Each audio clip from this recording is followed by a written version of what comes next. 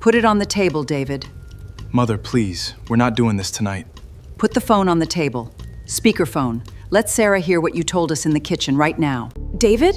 What is she talking about? Sarah, don't. Just stay in the hallway for a second. No, Sarah, come in, sit down. If you're going to be his wife, you should sit in the room where his life is being decided. Marcus, tell her. You traded your wife's place in this family to keep your mother quiet? I didn't trade anything! I am not asking. I am stating the terms. You have 5 minutes to tell her where you belong.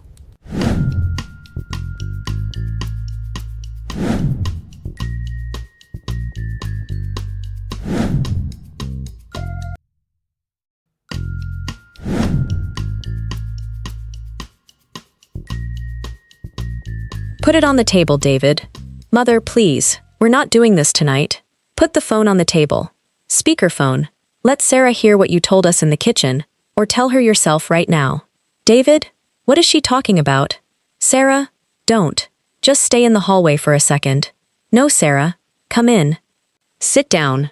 If you're going to be his wife, you should sit in the room where his life is being decided. Marcus, tell her. Eleanor, let the boy breathe. He isn't a boy, Marcus. He's 34 years old, and for 3 years, he's been pretending he can live in 2 houses at once. Look at her, David.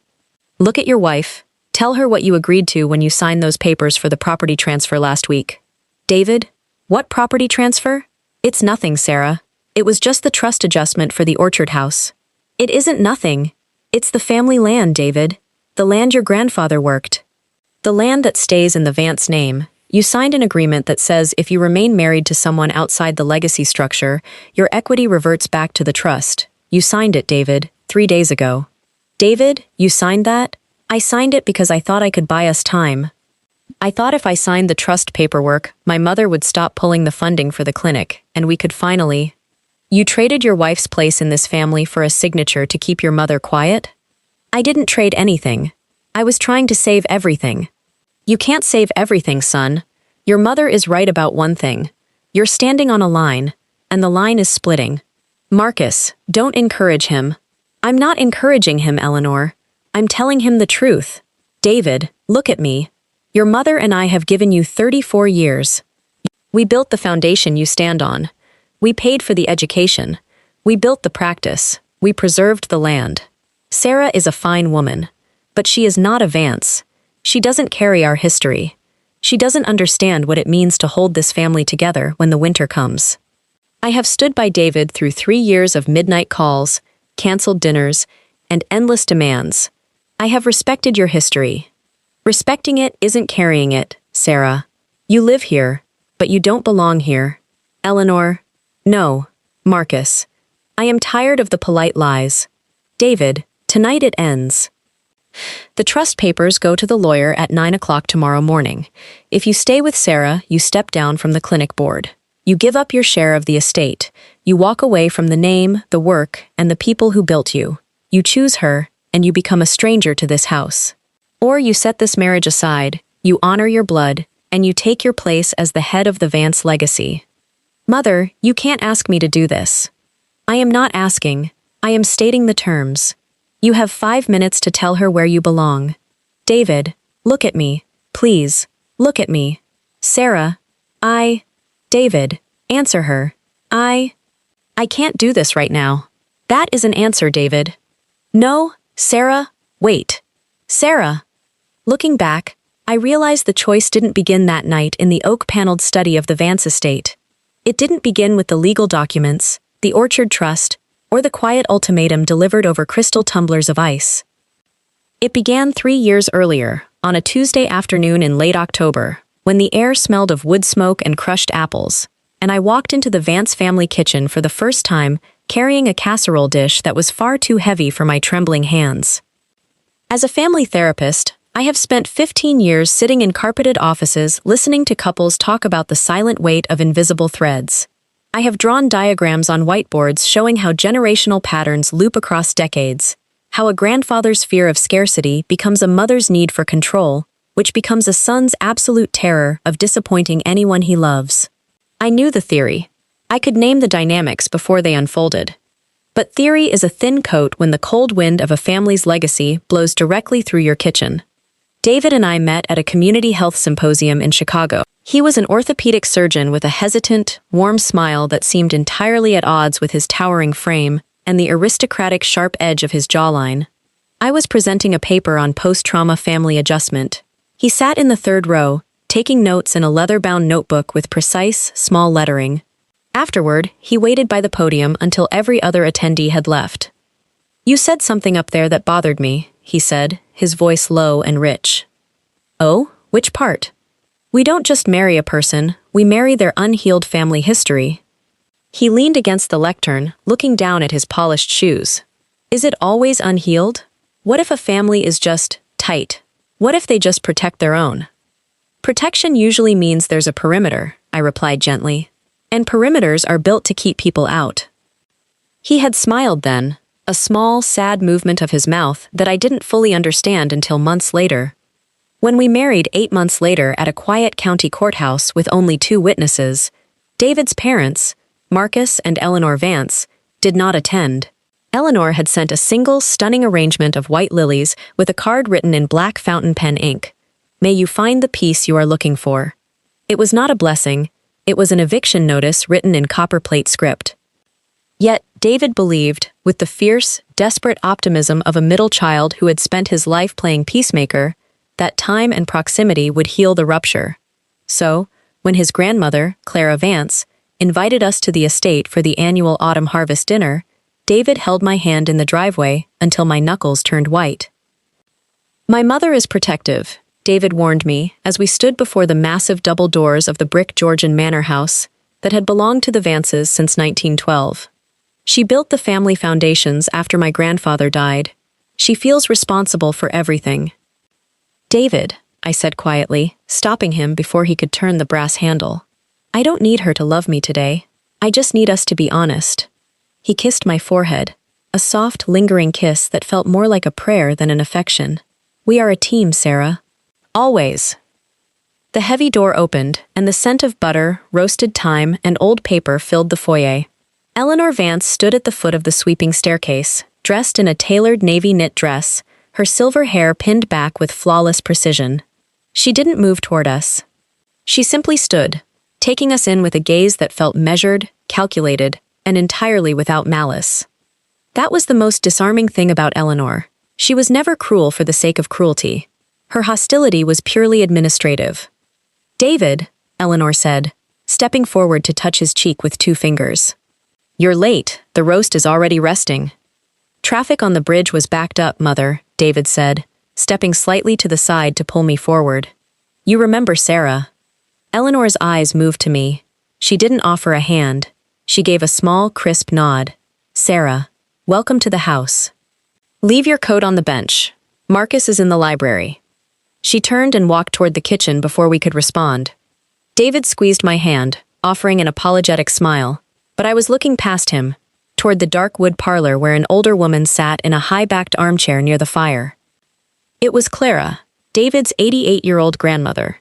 She wore a faded velvet cardigan and held a thick, cloth-bound book with frayed edges on her lap. When her pale blue eyes met mine, she didn't look at me with calculation or suspicion. She looked at me with a profound, quiet curiosity. "Come here, child," Clara called out, her voice thin but clear above the crackle of the hearth.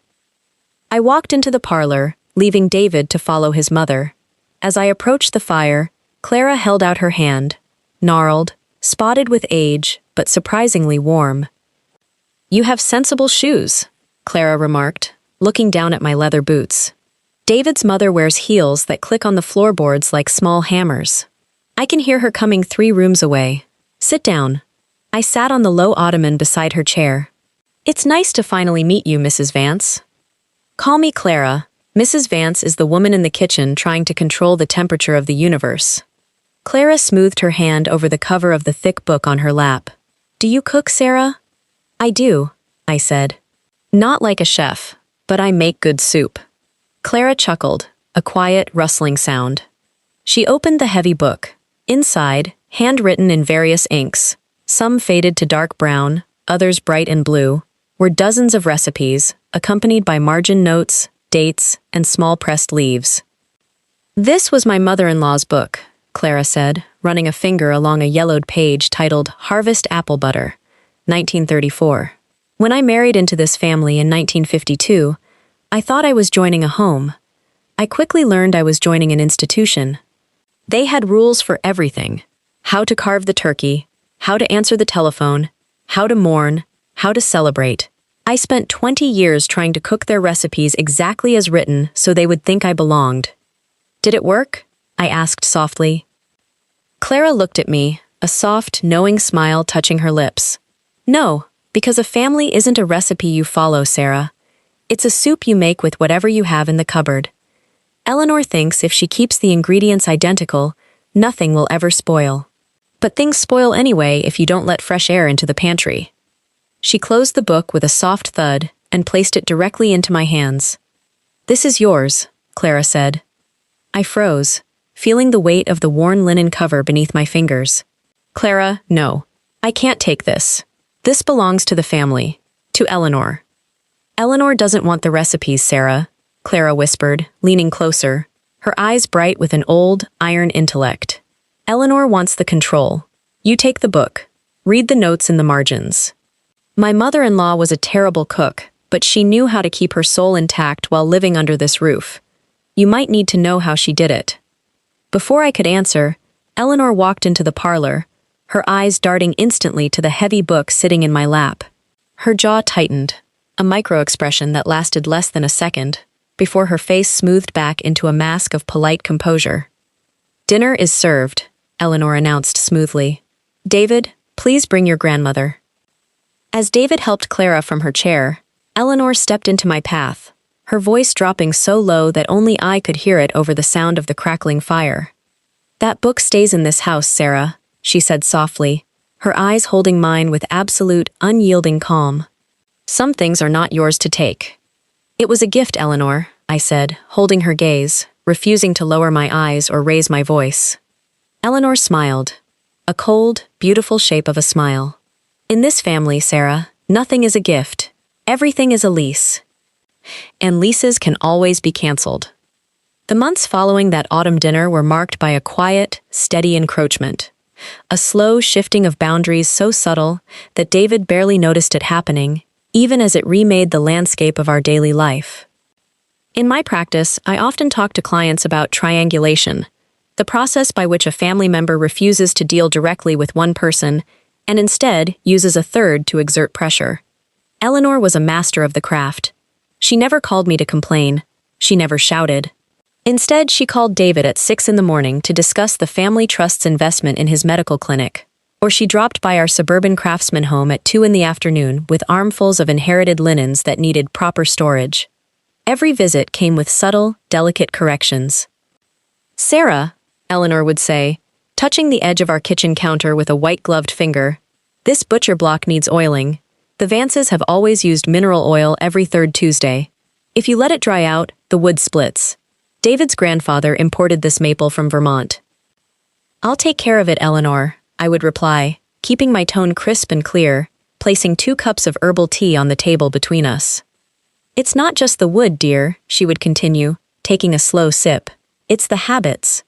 David is used to a home that is maintained with foresight. His father's family never let things drift. A man who works 12-hour days in surgery needs to come home to a place where the foundation is completely secure. The foundation here is very secure, Eleanor, I said, sitting down across from her. We built it together. Eleanor set her teacup down with a quiet clink against the saucer. You built a life, Sarah. David has a legacy. Those are very different things. A life is what 2 people do on their own weekends. A legacy is what 6 generations have preserved for the people who come after. When David spends his weekends fixing your father's old fishing cabin in Michigan instead of attending the Hospital Foundation Gala, he isn't just taking a vacation. He is absenting himself from the places where his future is decided. David wanted to go to the cabin, I said softly. He was exhausted. He needed rest. A Vance doesn't rest when the work of the family is undone, Eleanor said flatly. She stood up, smoothing her coat. He is running for the chief of surgery seat next year, Sarah. The board members are men Marcus has known for 40 years. They expect to see a couple that reflects the values of this community, not casual detachment. That evening, when David came home, The house was filled with the warm scent of simmering garlic and tomatoes. I was standing by the stove, Clara's recipe book open on the counter beside me. I had been studying a page from 1968, where Clara had written in the margin, "Added double the garlic today." Harold hated it, but it made the house feel like mine for an hour. David walked in, looking pale, his shoulders slouched with the deep, bone-weary fatigue that comes from 6 hours in an operating room. He wrapped his arms around my waist from behind, resting his forehead against the nape of my neck. "God, you smell like home," he murmured. I turned in his arms, cupping his face. "Tough surgery?" 4 hours on a crushed tibia, he sighed, closing his eyes under my touch. And then 2 hours with my father in the hospital cafeteria. I held my breath for a second. What did Marcus want? David hesitated. Just a fraction of a second, but enough for a therapist who listens for pauses to catch the tension. Just talk. Clinic stuff. The trust wants to finance the new pediatric wing. That sounds like good news, I said carefully. It is, David said, stepping back and pouring himself a glass of water. Except, my mother wants to head the design committee, and my father suggested that. Well, he suggested that maybe we should sell this house and move into the gatehouse on the estate, to save money while we contribute to the clinic's expansion fund. The room went very quiet. The sound of the sauce bubbling on the stove seemed to fill the kitchen. Move to the gatehouse? I asked, my voice measured. David, we bought this house 3 years ago. We renovated the kitchen ourselves. My garden is in the back. I know, Sarah, I know, David said quickly, holding up his hands as if deflecting an attack. I told them no. I told them we were settled here. What did you actually say, David? I asked, leaning against the counter. Did you say no? Sarah and I love our home and we aren't moving? Or did you say, let me talk to Sarah and see what she thinks? David rubbed the bridge of his nose, refusing to meet my eyes. Does it matter how I said it if the answer is still no? It matters tremendously, I said, stepping closer to him. Because when you say, let me talk to Sarah, you make me the obstacle. You make me the cold, unreasonable wife who is keeping you from your family. If you don't want to live in the gatehouse, you need to own that choice. I'm trying to protect you, Sarah. David's voice rose, a rare flash of heat breaking through his smooth composure. I'm standing between you and my mother every single day. You don't know the calls I take. You don't know the pressure my father puts on me about the clinic board. I am trying to keep everybody happy. You can't keep everybody happy, David, I said gently, reaching out to touch his arm. When you try to keep everyone happy, you end up lying to everyone a little bit, including yourself. He looked at me, his eyes wide and full of an old, deep pain. The pain of a child who had grown up believing that his only value lay in keeping the peace between powerful, demanding parents. If I push back too hard, David whispered, his voice cracking slightly, they will cut the clinic funding. That pediatric wing. Sarah, those kids need those beds. My mother holds the paper on the endowment. She built the foundation so she could keep her hand on the wheel. If I defy her, she won't just hurt me. She'll pull the money from the project. I looked at my husband, this brilliant, compassionate surgeon who could repair a shattered bone with absolute precision, but who became a terrified 10-year-old boy the moment his mother raised her voice. David, I said quietly, point to Clara's recipe book on the counter. Your grandmother wrote something in here. She wrote, a cage made of gold is still a cage, even if you own the keys. You are letting them buy your obedience with a pediatric wing. It's not that simple, Sarah, he said, stepping back from my hand. It is that simple, I said. It's just very, very painful. That night, for the first time in our marriage, we slept on opposite edges of the king-sized bed. The distance between us was only 3 feet of mattress, but it felt like an ocean. In the dark, I listened to his even breathing, wondering if the man I had married was strong enough to stand on his own 2 feet, or if he would eventually sink back into the quiet, suffocating safety of the family fold. 2 weeks later, the quiet pressure turned into an explicit demand. It happened at Clara's 89th birthday celebration, a formal, black-tie dinner at the Vance Country Club. The room was filled with local judges, hospital directors, and old family friends. Marcus Vance stood at the head of the long, linen-covered table, his glass raised, his white hair gleaming under the chandeliers. "To Clara," Marcus announced, his voice booming with easy authority. "The matriarch who held us together through lean years and prosperous ones. And to the future of the Vance name, a name that stands for loyalty, stewardship, and responsibility to this county." Glasses clinked. Polite applause echoed through the room. I was sitting across from Eleanor. She was watching me as I ate my salad. Beside me, David was engaged in a heated, low-toned conversation with his uncle about surgical schedules. "Sarah," Eleanor said smoothly, her voice carrying across the immediate circle of guests. "I was speaking with the board of the Historical Society yesterday. They are organizing the annual spring gala. We need someone to lead the Interior Restoration Committee. I told them you had spare time, now that your private counseling practice is moving to part-time hours." I set my fork down slowly. My practice was not part-time. I had a full client load of 35 patients a week, a detail Eleanor knew perfectly well. "My practice is full-time, Eleanor," I replied with a warm, steady smile.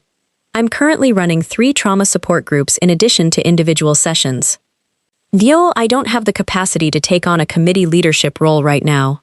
A slight hush fell over the immediate section of the table. Marcus paused with his wine glass halfway to his lips. "A society committee isn't a hobby, Sarah," Eleanor said, her tone as dry and cool as autumn leaves. "It is a public obligation. The Vance family has chaired that gala for 40 years. When the family asks you to step into a role, it is expected that you adjust your personal projects accordingly." "My work with trauma survivors isn't a personal project, Eleanor," I said, keeping my eyes fixed on hers. "It is my professional life." "Your professional life," Eleanor said, leaning forward slightly, her voice dropping into a register of lethal softness, "is supported by the stability of this family's reputation. David's position at the hospital depends heavily on the goodwill of the people in this room. When his wife declines to participate in the civic life of this town because she is busy, it reflects poorly on his commitment to the community." David turned quickly from his uncle, his face flushed. "Mother, Sarah's work is important." "David," Marcus interrupted, his voice dropping like an anvil. "Let your mother speak." "No," I said, standing up from my chair. The scrape of the mahogany wood against the parquet floor was sharp and sudden. "Let me speak." The entire table went dead silent. Clara, sitting at the head of the table in her wheelchair, slowly set her glass down and watched me with a gaze that was bright, calm, and entirely alert. "I respect this family's history," I said, my voice quiet, clear, and unhurried. "I respect the work Marcus and Eleanor have done for this town, but I am not an extension of the Vance brand. I am David's wife. I am a professional woman with my own commitments, my own values, and my own work. When I give my time, I give it out of genuine care, not out of an obligation to preserve an image." I looked down at David. He was staring at his plate, his jaw clenched, his knuckles white against his cloth napkin. He didn't look up. He didn't speak. He sat frozen between the force of his mother's expectation and the reality of my dignity. "Excuse me," I said softly to Clara. "Happy birthday, Clara." "Thank you, Sarah," Clara said aloud, her voice ringing clearly through the stunned room. "It's the most interesting gift I've had all night." I turned and walked out of the dining room, my heels clicking rhythmically against the marble floor of the lobby. I walked out into the cool November air, standing under the wide portico of the country club, my coat wrapped tightly around me. 10 minutes passed before the heavy doors opened. David walked out. He didn't look angry. He looked broken. "Why did you do that?" he asked, his voice raw as he walked up to me in the cold. "Why couldn't you just say you'd think about it? Why did you have to draw a line in front of 40 people?" "Because the line was already there, David," I said, turning to face him, the cold wind whipping my hair across my face. "Your mother drew it 3 years ago. Tonight was just the first time I refused to pretend I couldn't see it." "She's my mother, Sarah," David shouted, his hands shaking in his pockets. "She built everything I have." "No, David." I stepped close to him, grabbing the lapels of his tuxedo jacket, forcing him to look directly into my eyes. "She built the platform. You did the work. You are the surgeon. You are the man who sits with dying patients at 3 in the morning. You are not a boy living on an allowance. But as long as you let her use her money and her name to buy your silence, you will never be a full man. and you will never be a full husband." He stared at me, his chest heaving, his eyes wide with a terrifying mixture of anger, shame, and realization. "Come home with me tonight," I whispered, softening my grip on his jacket. "Or stay here with them. But don't come home late and pretend nothing happened." I turned and walked toward my car, leaving him standing alone under the bright lights of the portico. He came home that night, but he brought the silence with him. For the next 3 months, our home became a museum of careful distance. We moved around each other with the quiet, practiced precision of roommates who had agreed on a truce but forgotten how to share a life. He worked longer hours at the hospital, often taking voluntary weekend shifts in the trauma bay. I threw myself into my clinic, expanding my practice to include a sliding-scale counseling program for low-income mothers. The Vance family did not strike back with dramatic fury. Eleanor was far too sophisticated for that. Instead, she initiated a campaign of systemic exclusion. When David's younger sister had a baby, the family shower was held at the estate. I was not invited. When the Vances attended the annual hospital benefactor gala, Eleanor purchased a table for 10 and filled every seat with family members and hospital board members. Except me. David was expected to attend alone, and when he did, photographs appeared in the local paper showing him standing beside his mother and father, looking sleek, powerful, and remarkably unattached. Each time I saw those photos, or each time David came home at midnight smelling of expensive catering and aged scotch, a small piece of the foundation of our marriage chipped away.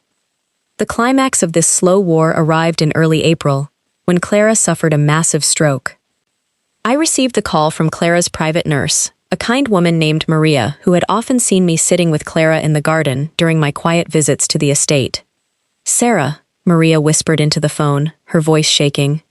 "She's in the ICU at St. Jude's. It's bad. Mrs. Eleanor is in the room, but Clara asked for you before she lost consciousness. She told me to call you." I dropped everything, canceled my afternoon appointments, and drove straight to the hospital. When I stepped out of the elevator on the 4th floor, the hallway was silent save for the rhythmic hum of medical equipment. Marcus and Eleanor were sitting in the waiting area, surrounded by leather armchairs and brass lamps, the hospital's VIP wing, built in part by Vance donations. As I walked toward the ICU room, Eleanor stood up. She did not look angry, she looked utterly hollowed out by fear, her porcelain skin pale and stretched tight across her cheekbones. For a fraction of a second, I saw Eleanor not as the terrifying matriarch of an empire, but as a terrified daughter watching the last pillar of her childhood crumble. "Sarah," Eleanor said, stepping into my path, "this is a family space." "Clara asked for me, Eleanor," I said gently, keeping my tone entirely free of triumph or malice. "She is confused," Eleanor snapped, her voice trembling slightly, before she pulled it back under control. "She doesn't know what she's saying. This is a private family matter. David is inside with her now." "Eleanor," I said, stepping closer to her, looking directly into her eyes with pure, grounded empathy. "I know you love her. I know you are terrified right now. But Clara gave me something months ago, and she asked me to promise I would be here when the time came. I am not here to fight with you. I am here to say goodbye to a woman who was kind to me." Eleanor stared at me, her lips parted slightly. For the first time in 3 years, she had no response prepared. Her rigid armor cracked, just for a moment, revealing the profound isolation of a woman who had built her entire life on control, only to find that control cannot stop a heart from failing. Marcus put a hand on Eleanor's shoulder. "Let her go in, Eleanor," he said softly, his voice heavy with age and grief. "Clara wants her." Eleanor didn't move, but she didn't stop me as I stepped past her and opened the heavy door to the room. The room was dim, lit only by the soft blue monitors. David was standing by the bedside, holding Clara's limp, pale hand in both of his. When he turned and saw me, his eyes filled with tears. Not the cold, defensive tears of a conflicted son, but the hot, desperate tears of a man losing his anchor. I walked to the other side of the bed and took Clara's free hand. Her skin was cool, thin as parchment. "Clara," I whispered, leaning down close to her ear. "I'm here." Her fingers twitched slightly against mine. Her eyes didn't open, but her breathing slowed, becoming softer, more rhythmic. For 2 hours, David and I stood on opposite sides of that bed in absolute silence. We didn't talk about the gala. We didn't talk about the gatehouse. We didn't talk about his mother standing outside in the hall. We simply held the hands of the woman who had loved us both in different ways. At 4:15 p.m., the monitor gave a long, continuous tone. Clara Vance was gone. David bowed his head against the mattress, his shoulders shaking with silent, deep sobs. I reached across the bed and placed my hand on the back of his neck, feeling the intense heat of his skin, the violent tension of his grief. He didn't pull away. He leaned into my touch, holding my hand like a lifeline in a storm. 2 days after Clara's funeral, a grand, solemn affair that felt more like a state event than a remembrance, I was sitting in our kitchen, turning the yellowed pages of Clara's recipe book. Near the back of the book, tucked between 2 pages describing how to preserve summer peaches, I found a small folded piece of thick cream paper with my name written on it in Clara's unsteady, spidery hand. I unfolded it. The letter was dated 3 weeks before her stroke. Dear Sarah, if you are reading this, I have left you with my recipes and my family. I am sorry for both. Eleanor is a woman who was raised to believe that love is measured by obedience. Her father took everything from her mother because her mother had no voice of her own. Eleanor decided very young that she would never be the victim of a house.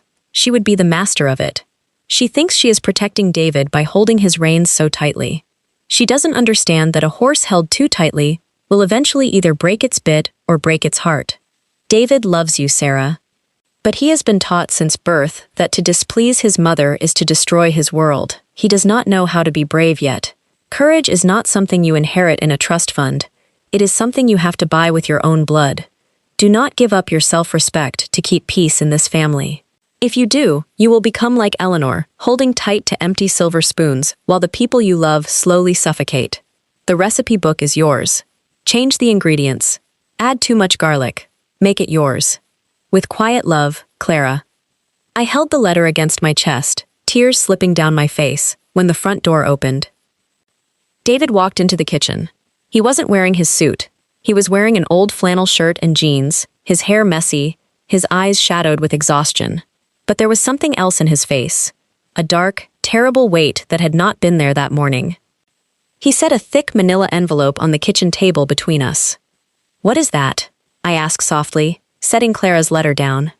That, David said, his voice terrifyingly flat, is the draft for the restructured Vance Family Trust. I looked at the envelope, then up at him. And what does it say, David? It says that my father is stepping down from the clinic board, David said, stepping toward the table, leaning his hands against the wood. It says the family is donating $4 million to complete the pediatric wing immediately. And? I asked, feeling a cold, sharp dread settle in the pit of my stomach. And, David whispered, looking at me with eyes that were entirely hollow, it includes an amendment regarding the Orchard House property and my share of the estate. My mother spent 3 hours with the lawyers this morning. She told me that if I stay married to you, my equity in the legacy trust is severed. The clinic funding goes through, but my personal position as medical director is cancelled. They will withdraw their endorsement for the chief of surgery seat. And I am removed as an heir to the estate. The room seemed to tilt slightly on its axis. The silent war was over. The nuclear option had been deployed. She's making you choose, I said, my voice barely a whisper. Between your career, your family legacy, the pediatric wing, and me. She isn't making me choose between career and love, Sarah, David said, his voice cracking as he looked at me with profound despair. She's making me choose between being a Vance and being a human being. What did you tell her, David? David looked down at the envelope. I told her I needed time. I told her I'd give her my answer by 9 o'clock tomorrow morning. I stood up slowly. I didn't yell. I didn't throw anything. I simply looked at the man I had given my heart to, the man who was still asking for permission to be his own person. You don't have until 9 o'clock tomorrow morning, David, I said, my voice steady, quiet, and filled with an unbearable grief. You have tonight. And the answer isn't for your mother, it's for you. That brings us back to that dark, suffocating night in the oak-paneled study of the Vance estate. The night the cold open began. The night where the threads of 3 years of quiet violence were pulled so tight that something finally had to snap. "You have 5 minutes to tell her where you belong," Eleanor had said, her voice dropping into the quiet, absolute authority of a judge passing sentence. The study was silent except for the heavy ticking of the grandfather clock in the corner. Marcus stood by the dark marble fireplace, staring down into the dying embers, his face lined with an old, deep sorrow that he had never allowed himself to speak. Eleanor sat behind the mahogany desk, her hands folded neatly over the thick legal documents, her eyes fixed on her son with cold, uncompromising certainty. I stood by the doorway, my coat still on, my heart hammering against my ribs like a trapped bird. And David stood in the center of the room, the space between us feeling like an abyss. "David," I said again, my voice trembling slightly despite my best efforts. "Look at me."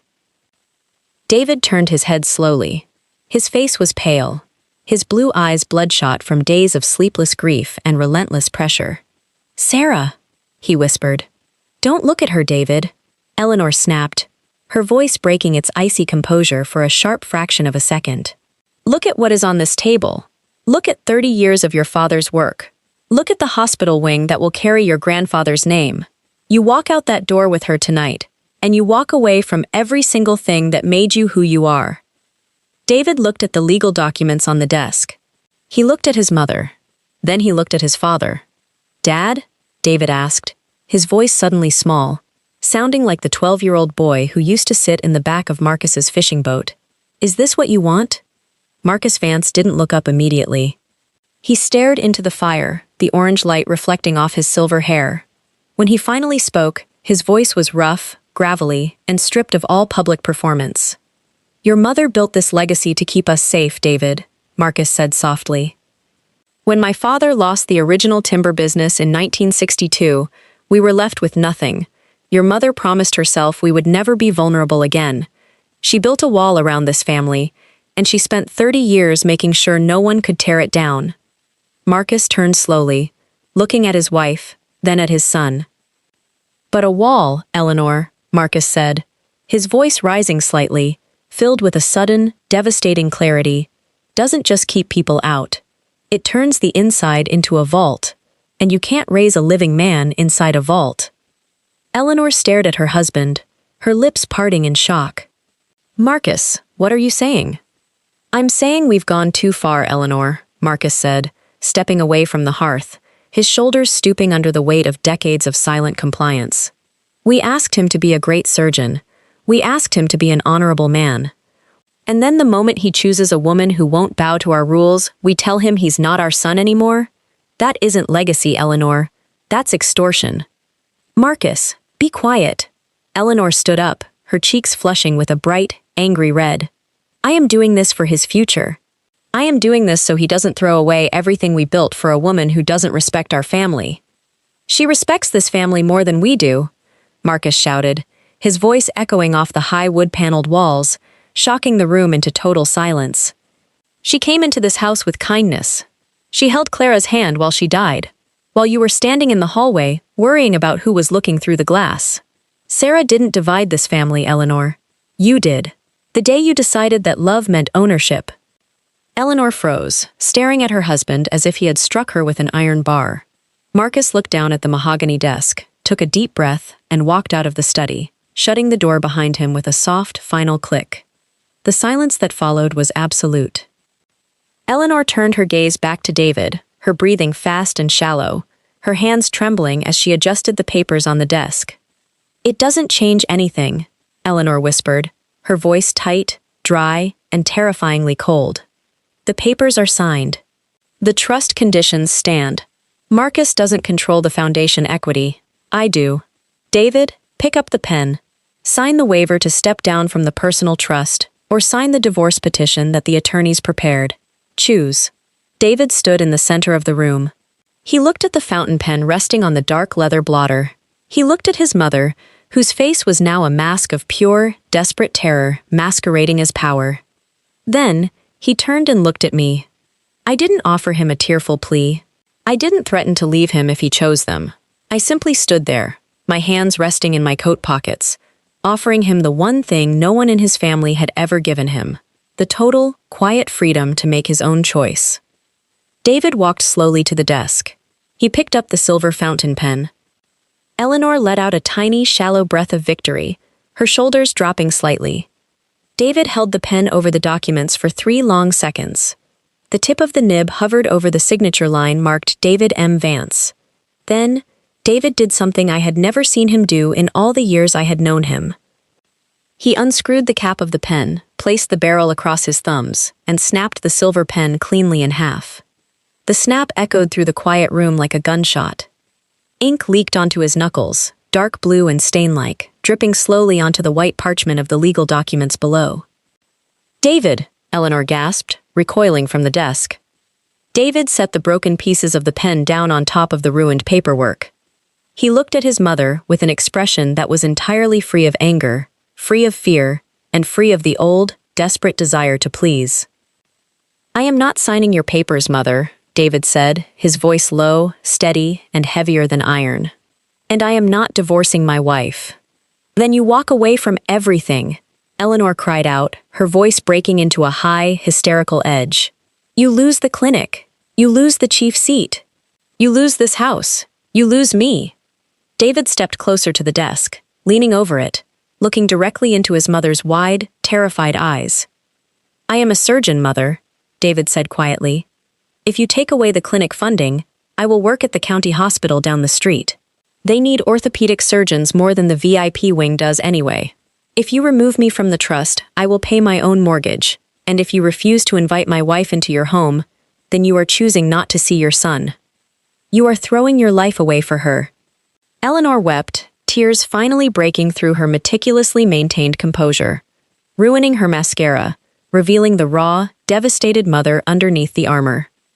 "No, Mother," David said, reaching out to gently touch her trembling hand, ignoring the blue ink that stained his own skin. "For 34 years, I thought love was something I had to earn by being who you wanted me to be. Sarah didn't ask me to choose between you and her, you did. And by forcing this choice, you made me realize something." He paused, looking back at me, a small, sad, but undeniably strong smile touching his lips. "A family isn't a crown you inherit, Mother," David said softly. "It's a promise you make to the person you build a life with. I made that promise to Sarah, and I am going to keep it." David turned away from the desk. He walked across the room, reached out his hand, and took mine. His fingers were stained with dark blue ink, warm and firm against my palm. "Let's go home, Sarah," he said softly. We walked out of the study, down the wide carpeted hallway, and out the heavy front doors of the Vance estate into the cool, dark night air. Behind us, the heavy doors remained open for a long moment before closing with a soft, decisive sound. Part 5. The Rebuilding. The months that followed were not an easy, triumphant montage. And real life after a deep rupture does not look like a movie ending. It looks like hard, daily work in quiet rooms. The consequences David's mother had threatened were real. Eleanor pulled the $4 million endowment from the hospital's pediatric wing expansion.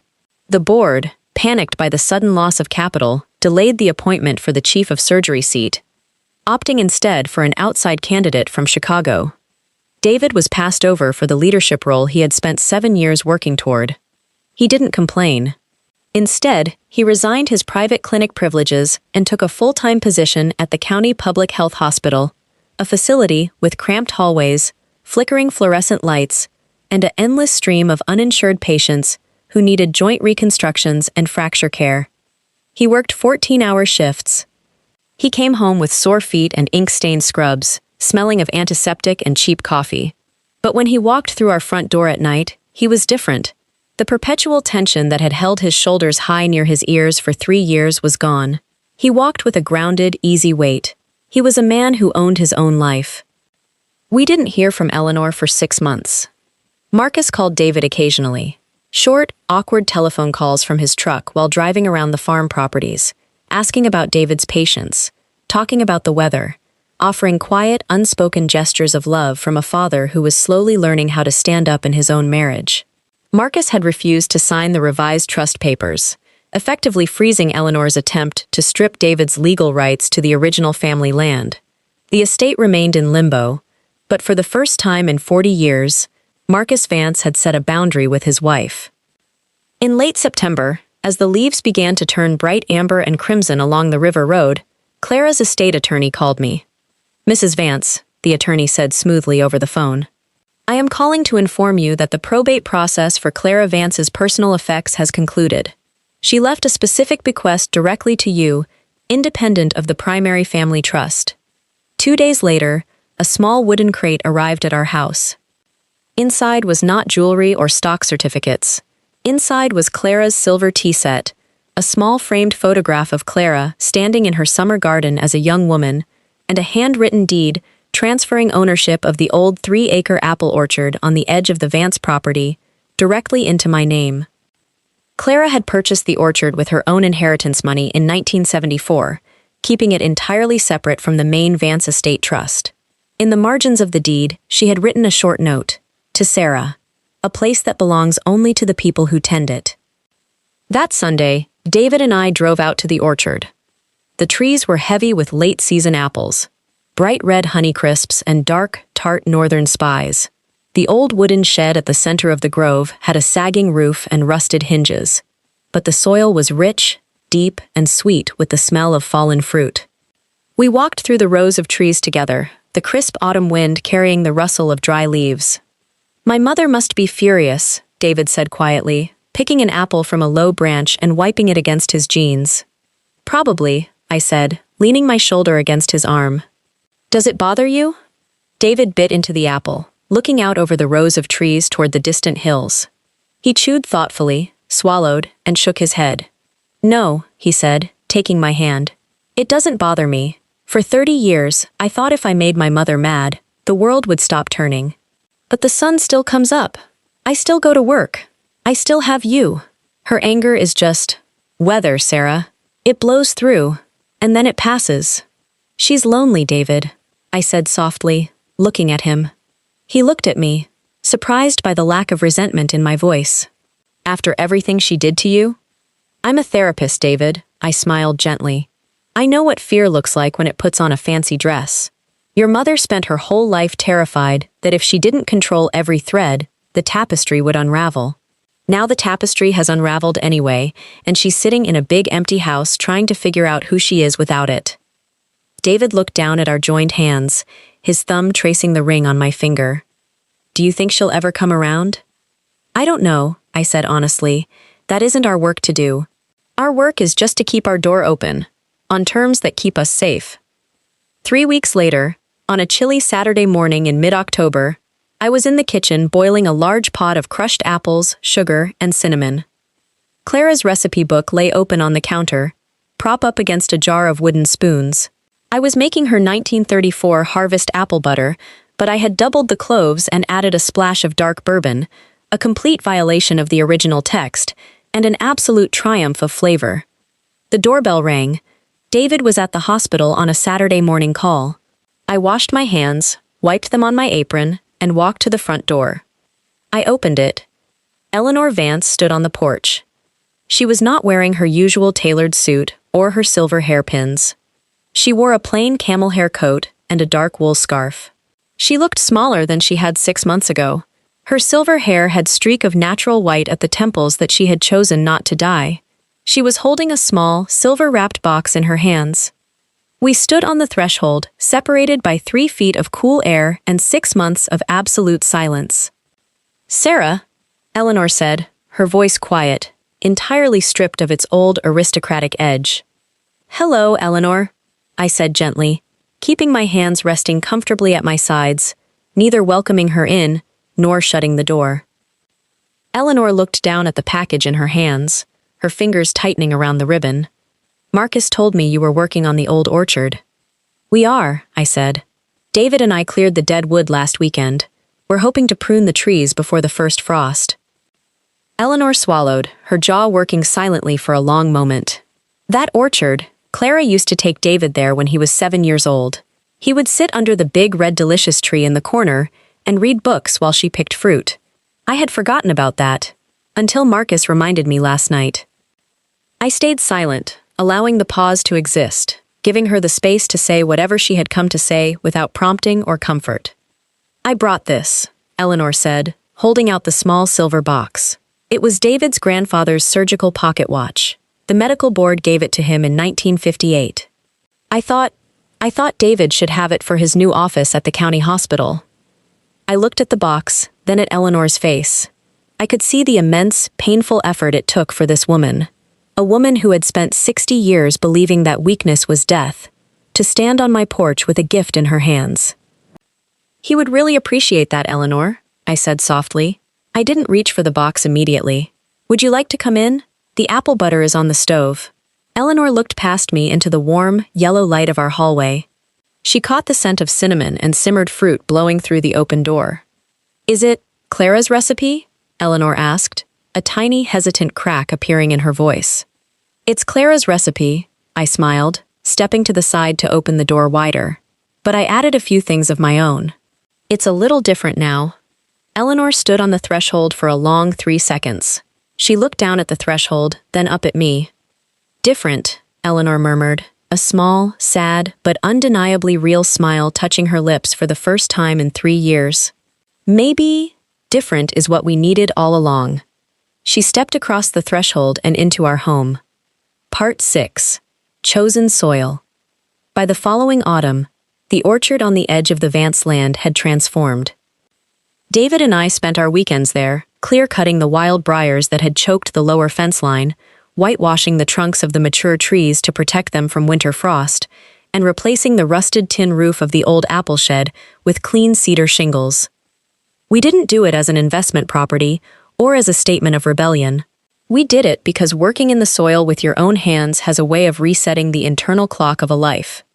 On a brilliant, crisp Sunday afternoon in late October, almost exactly 4 years since the day I first walked into the Vance estate with a heavy casserole dish, we hosted the harvest gathering at the orchard. There were no white tablecloths, there were no caterers in black tie. There were 3 long wooden picnic tables that David had built out of reclaimed barn boards, set end to end under the canopy of the oldest apple tree in the grove. Burlap runners ran down the center, covered with bowls of freshly picked apples, mason jars filled with wild yellow goldenrod, and dozens of small glass jars of home-canned apple butter. The people sitting around those tables reflected the world we had spent 2 hard years building. At one end sat 3 nurses and 2 resident doctors from David's department at the county hospital, young men and women who worked grueling 60-hour weeks, treating the city's poorest families, laughing loudly as they passed around platters of roasted squash and grilled sausages. Beside them sat 2 women from my trauma support group, sharing bread and laughing with David's sister, who had brought her toddler daughter to run barefoot through the soft clover between the tree rows. And at the head of the table sat Marcus and Eleanor Vance. Marcus wore an old wool sweater with elbow patches, his hands weathered and stained with soil from helping David stack firewood by the shed all morning. He looked 10 years younger, his laughter booming across the orchard as he traded stories with a young orthopedic resident about fixing fractures with minimal equipment. Eleanor sat beside him. She was still elegant. Some things are woven too deep into the fiber of a person to ever fully change, wearing a cream cashmere sweater and a simple silk scarf. But the sharp, watchful hypervigilance that had once defined every line of her posture was gone. She was quiet. She spent most of the afternoon watching her granddaughter chase blue butterflies through the tall grass, or watching her son as he moved between his guests with an easy, unforced warmth. She was no longer the director of the scene. She was simply a guest at a table she hadn't had to set. David walked up behind my chair, setting a warm mug of spiced apple cider on the table in front of me. He rested his hands on my shoulders, leaning down to press a soft kiss to the top of my head. "How are we doing on food?" he asked, his voice low and full of quiet contentment. "We're almost out of the stew," I smiled, reaching up to cover his hand with mine. "Your mother asked for a second bowl." David chuckled, looking over at Eleanor, who was currently watching one of the county hospital nurses demonstrate a magic trick with an apple coin for her granddaughter. "My mother ate beef stew made with dark beer and chili flakes? Times really have changed." "She didn't just eat it," I whispered, leaning back against his chest. "She asked me for the recipe." David's hand tightened gently on my shoulder.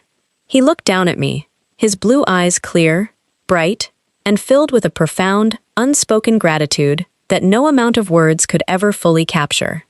"Did you give it to her?" he asked. "I told her I'd write it down for her," I said, pointing toward the end of the table where Clara's heavy, cloth-bound recipe book sat resting on a clean wooden tray, its worn linen cover softened by decades of hands, its pages stuffed with new, handwritten index cards in my own handwriting. In the back, under the section marked New Traditions. Later that evening, as the sun began to dip below the horizon, painting the sky in deep shades of plum, amber, and dusty rose, the guests slowly packed up their cars and drove down the gravel lane. Marcus helped David load the heavy wooden benches into the shed, while Eleanor stood by the edge of the grove, looking out over the valley where the lights of the town were beginning to twinkle in the gathering dusk. I walked over to stand beside her, wrapping my cardigan tightly around my waist against the evening chill. "It's a good crop this year," Eleanor said softly, not turning her head, her eyes fixed on the distant hills. "It is," I agreed. The rain in August made all the difference. Eleanor stayed silent for a long moment. The wind rustled through the dry apple leaves above us, carrying the clean, sharp smell of cold earth and ripe fruit. "I thought," Eleanor began, her voice dropping into a low, vulnerable register I had never heard from her before, that if David left the family orbit, if he wasn't doing the work we planned for him, he would become diminished. I thought he would lose his place in the world. She turned slowly to face me. The evening light caught the fine lines around her eyes, lines carved not by anger, but by the painful, necessary work of growing up late in life. "He isn't diminished, Sarah," Eleanor said, her voice shaking slightly. "He is bigger now than he ever was when he was working in his father's shadow. He is happy, in a way I never knew how to teach him to be." "He loves you, Eleanor," I said gently, reaching out to place my hand over hers. "He never stopped loving you. He just needed to learn how to love you as an adult instead of a child." Eleanor looked down at our joined hands, my fingers, slightly calloused from garden work, her fingers, smooth and manicured. She didn't pull away.